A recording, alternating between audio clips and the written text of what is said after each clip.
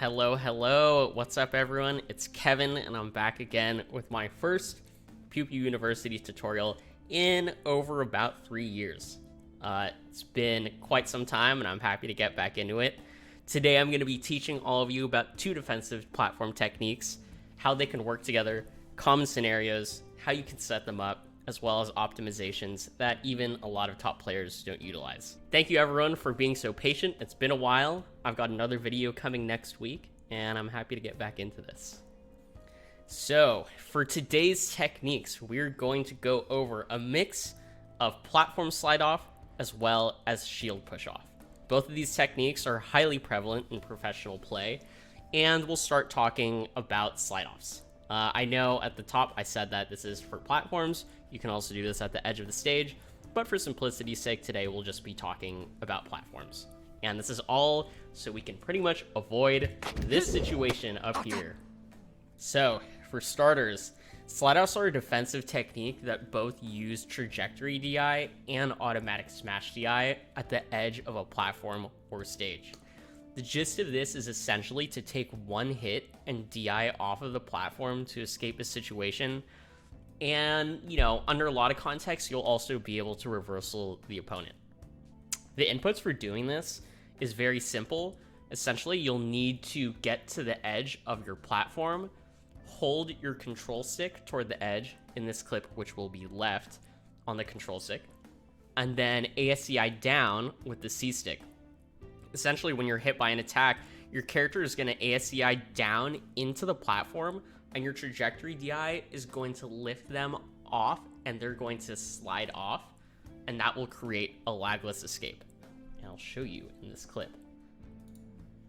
So here, up throw and SCI down, trajectory DI left, and you're going to see that this fox is going to be able to escape a wide variety of techniques. In the previous clip, I showed what it would look like for a miss tech and rolling to the ledge. For this, I'm going to be showing when you hit your tech and roll to the ledge. The convenient thing about this is you can already be inputting your ASCI down with the C stick and inputting your trajectory DI to the left, which will also give you your roll to the edge of the platform. Like so. So knowing that your character is going to be lagless after performing a slide off, this is your opportunity to perform a reversal. The big thing that you have to look out for here is that your character is going to be facing the direction that the attack came from. So, if this Captain Falcon is attacking me from the left, when I perform this slide off, I will be facing the left. Knowing this, not a lot of characters have a frontal fast-hitting move that can be useful when falling down. And so for a character like Fox, a lot of times it can be more advantageous to just get to the floor faster or maybe even perform a jump. The biggest weakness of the slide off on a platform is actually going to be multi-hit moves such as Fox up air right here. A quick thing to note is that every single move in the game is going to have a different percent threshold in which a slide off is going to work. This is going to be dependent on so many things. The trajectory that the move sends you at, the strength of the move itself, your weight. These kinds of things all factor into slide off, but I would say just leave it up to trial and error and go and try it out yourself.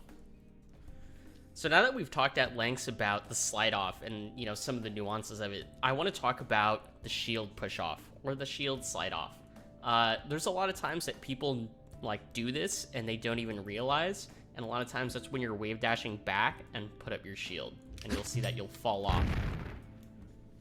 Now, alternatively, you see that when I had my back to the edge, when I have my front facing and I shield, I fall off laglessly, just as I did for the slide off.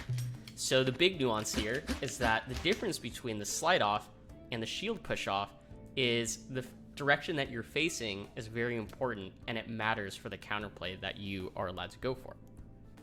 In a real game, the biggest difference between a slide off and a shield push off is that a shield push off does not require you to actually input any DI. Of course, shield DI will help in this situation, but more often than not, shield push-offs happen when you're at the edge of a platform or at the edge of the stage, and your opponent uses an attack.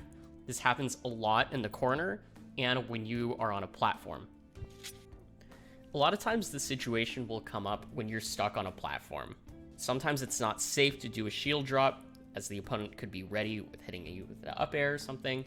And then another time is when there's a scramble situation and a stray hit leaves you on the platform. It's important to know that when you're facing towards the edge, that you're going to be lagless, and when your back is towards the edge, you're going to be in tumble. As shown here, completely lagless, and then facing the other way with your back towards the edge, you're in tumble. When your character is facing away from the ledge, it's really easy to act out of it, and you can do an array of things such as jumping and escaping the situation or attacking. The biggest difference here, as opposed to slide off, is that since it's with your shield, this is independent of what percent you're at. So here, there's a jump or a sweet spotted back air. Interestingly enough, during this tumble state, you can influence your drift and you can also fast fall. So, as I noted, the higher up you are and the more time it takes for you to fall, you're going to be put into tumble. But with a fast fall, you can circumvent this and actually input an attack. In this clip, I'll show Marth fast falling through his tumble and landing like a normal landing. So he lands right there, has normal lag, and you can get to the ground so quick, even on the highest platform in the game, which is Dreamland, you can make it and get a punish off on a full hopping Sheik. In addition to controlling your fast fall, I said you can also influence your drift. So in this first clip, I'll show Marth dropping with no drift. And in the second, I'll be holding in to make sure that I can get to the ledge. Now, this is a situation that I look for all the time in the game if I'm this green Marth. High percent, I know this person's going to be shielding. I can hit them with a very delayed move into a kill move. So here's the shield, forward smash, and that's a confirm. But what if I told you that combining the two things that I told you about A, the fall speed, and B, the drift, the Marth, the blue Marth, can actually make it to the ledge unscathed by influencing a drift inwards and a fast fall to the ledge, dodging the kill confirm. So just like with the slide off, for the shield push off, multi-hit moves are going to be the counter to this. Things such as Fox up air, Marth neutral air, or in this case, Peach down smash are going to absolutely blow up your opponent. There's other counters as well. A lot of times players will actually push the shielder off and get a punish. Does not matter if you're facing backwards or forwards, you are going to get pushed off and they will likely be able to catch you. So there's a shine back air, and this is a common one that Fox players do, simply running through you and pushing you off for a confirm. These two techniques are super important to making sure that your survivability is top level. I would say the most important thing for you to try this out is to go for a regular slide off when you're below about 70%, and then go for a shield push off anything higher than that. Reason being, I talked about the percent thresholds, 70 just might be a good area to cut it off at. This is my first time really editing a PewPewUniversity video like this, and I did it by myself, and so it's very rough, but I appreciate everyone for tuning in. I had a lot of fun with this. I'm excited to get back into it. As I said, I have another video coming next week, and it is going to be about recoveries.